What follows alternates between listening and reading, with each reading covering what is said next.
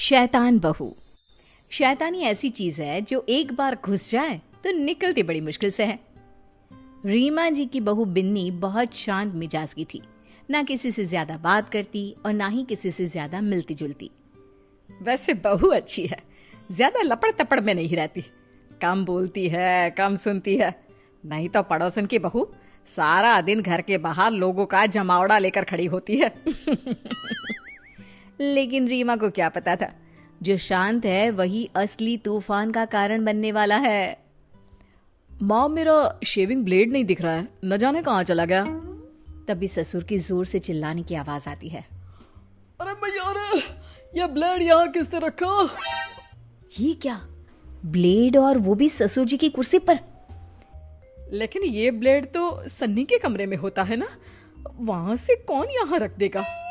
अरे मुझे क्या पता, मैंने तो बस बहू को बोला था कि मेरी चेयर के पास चाय रख दे, मैं नहा कर आ ही रहा हूँ। अरे नहीं देख पाई होगी वो ब्लेड, वैसे भी आपने भी तो नहीं देखा ना, और बैठ गया ना उस पर, क्यों? हाँ ये तो है। लाइए पापा, अब ब्लेड मुझे दीजिए, मुझे शेविंग करनी है। बस अब क्या था, बहू बेचारी से बनकर घर में रहती, लेकिन कोई ना कोई खुराफात करती ही रहती। फिर एक दिन, आज तो मैं राजमा चावल बनाकर खिलाती हूँ बहू। वो क्या है ना, सन्नी को मेरे हाथ के राजमा पसंद है, तू खड़ी होकर देखना कैसे बनता है, ठीक है ना? लेकिन मुझे तो आता है राजमा बनाना मम्मी जी, मैं भला क्यों सीखूं? अरे चुप रह, सुना नहीं मैंने क्या कहा? सन्नी को मेरे हाथ के राजमा पसंद है इसलिए। ठीक है माँ जी, कल को आप मर जाती हैं तो कम से कम मैं उन्हें आपकी कमी तो नहीं होने दूंगी। चलिए आप ये राजमा बनाना मुझे सिखा ही दीजिए। ससुर सास बहू की बात सुन रहे थे, वो बहू की बात पर जोर से हंसते हैं। रीमा, दो जवाब बहू की बात का। हाँ जी, तो बात यह है कि सास इसलिए बहू को नहीं सिखाती कि वो मर जाए तो बहू बेटे को माँ की कमी महसूस ना होने दे, लेकिन मैं तुझे इसलिए सिखा रही हूँ क्योंकि अब से मैं आराम से बैठा करूंगी और घर में तू राजमा बनाएगी, समझी? बहू को सास की आराम परस्ती वाली सोच पर गुस्सा आ जाता है। बड़ा ये आराम करे, ये मलाई खाए, ये पार्टी करे, और मैं नौकरानी। अब बताती हूँ कि कैसे बनता है राजमा। सास तो राजमा बनाकर चली जाती है, बहू जल्दी से खुद किचन में खड़े खड़े ही खाना खाती है और फिर बचे खाने में ढेर सारा मिर्ची पाउडर डाल देती है। मेरा तो पेट फुल, अब पता चलेगा कैसे बनता है राजमा। सन्नी आता है और माँ प्लेट में बेटे को खाना देती है, लेकिन ये क्या, जैसे ही वो खाना खाता है, माँ पानी, पानी नहीं, चीनी, अरे चीनी भी नहीं, रसगुल्ला, माँ रसगुल्ला दे दे, बहुत तेज मिर्ची डाली है। हैं? ये क्या हो गया, मैंने तो थोड़ा सा मिर्च पाउडर डाला था। तभी दिखावा करती बहू भी वहां आ जाती है। माँ जी बहुत ज्यादा भूख लगी है, जल्दी से खाने को कुछ दे दो ना। ये रुको, मैं खुद ही ले लेती हूँ।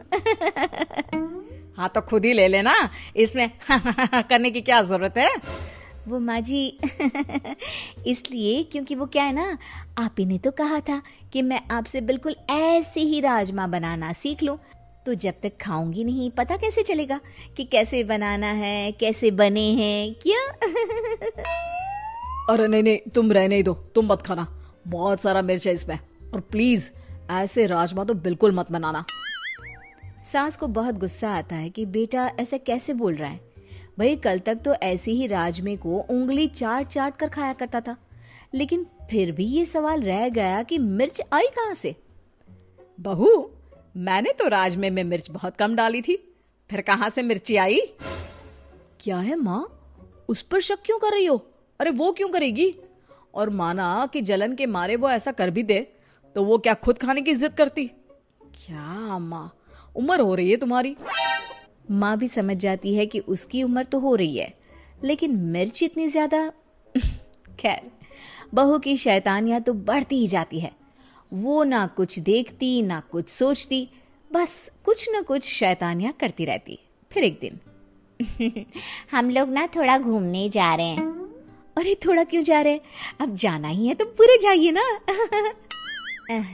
मजाक कर रही हैं आप? अरे नहीं नहीं, क्यों? हम क्यों मजाक करेंगे? बड़ी मजाकिया हैं आप। अच्छा सुनिए ना, कल से हम लोगों के बगान में पानी दे देना ना। और हाँ, वहाँ कोई भी पौधा मरना नहीं चाहिए, नहीं तो क्या है? एक तो मदद करेंगे, ऊपर से धमकी? अरे ना जी ना, ये बर्दाश्त नहीं होगा। बहू को बुरा लग जाता है, या यूं कहे कि पड़ोसन और सास के बीच की नोक झोंक के बीच उसके मन का खुराफाती दिमाग जाग जाता है। फिर अगले रोज पड़ोसन के घर जाकर बहू सारा बाग तहस नहस कर देती है, गेट के अंदर गाय छोड़ देती है और सारे गमले तोड़कर घर जाकर सो जाती है। हे भगवान, अपने घर का काम कम है, जो पड़ोसन नई ड्यूटी देकर गई है उनके पेड़ों को पानी डालने की। अब तो होगा बवाल पूरा वाला।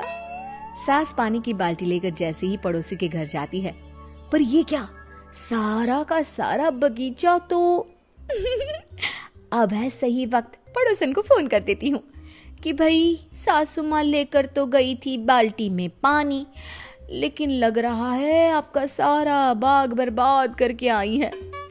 बहू पड़ोसी को फोन कर देती है, वो सारा दोष सास पर लगा देती है और फिर आपने तो कल ही देखा था कैसे सासू माँ ने आपको कहा था, वैसे सासू माँ को ना ऐसा नहीं करना चाहिए था। हाय रे, रीमा ऐसी निकलेगी मैंने तो सोचा ही नहीं था। ये तो बहुत गलत बात है रीमा जी की। मेरा तो सारा बाग ही बर्बाद कर दिया। आती हूँ तब खबर लेती हूँ तेरी सास की। हाँ हाँ आंटी जी, और क्या, लेकिन ध्यान रहे मेरा नाम ना लेना। वो क्या ना, मुझे तो उनके साथ ही रहना है, मैं तो बस आपकी शुभ चिंतक थी तो बता दिया। हाँ बेटा, उसकी जरूरत ही नहीं पड़ेगी।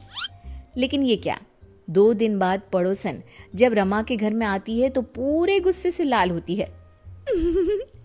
मजा आ गया, आज तो सासू माँ की ऐसी की तैसी होना तय है। लेकिन ये क्या, पड़ोसन तो सास को छोड़ बहू को खूब डांटती है। अरे क्या हो गया, आपका बाग खराब था तो मेरी बहू पर गुस्सा निकालने की जरूरत क्या है? वाह, बहू फोन करके सास को फंसाती है और सास बहू को बचाती है। बहू को अपनी गलती का एहसास तो हो रहा होता है, लेकिन पड़ोसी को बहू का खेल कैसे पता चला ये सोचकर वो हैरान होती है। मेरे घर में सीसीटीवी कैमरा लगा है, समझी? मुझे तेरा खेल तभी पता चल गया। बहू, तुझसे ये उम्मीद नहीं थी, मुझे माफ कर दे सासू। Thanks for watching. Like, subscribe, share, comment and press bell icon for future update.